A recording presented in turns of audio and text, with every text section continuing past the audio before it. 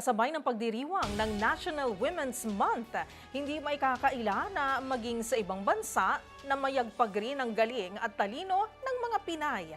Yan ay matapos i-post sa official Instagram account ng prestihiyosong paaralan na Harvard Law na ang kauna-unahang nagtapos sa kanyang institusyon ay isa palang Filipina. Kilalanin si Attorney Erlinda sa trending report ni James Galange.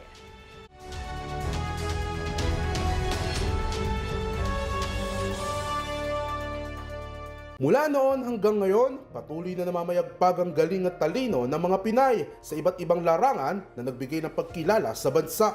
Kasabay kasi na pagdiriwang ng International Women's Month, ibinahagi ng prestiyosong paaralan ng Harvard Law sa kanilang Instagram account ang kauna-unahang babaeng nagtapos sa kanilang institusyon na isa pa lang Filipina.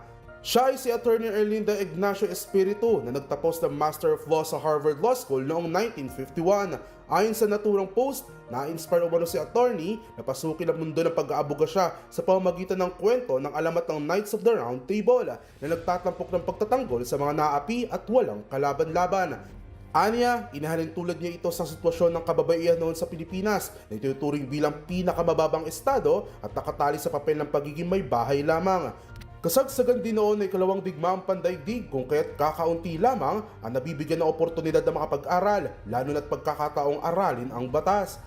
Pero bago ito tumapak sa Harvard Law, nagtapos muna si Attorney Erlinda sa Manuel L. Quezon School of Law noong 1947 at isa sa mga kauna-unang babaeng abogado sa Pilipinas. Kalaunay, iniwan rin niya ang kanyang legal na karera at naging presidente ng kanilang family-owned business na Rural Bank sa loob ng halos 32 taon, habang patuloy na gumagawa ng pro bono legal works hanggang 2006. Para sa DZRH TV, ito si James Galange, una sa Pilipinas, una sa Pilipino.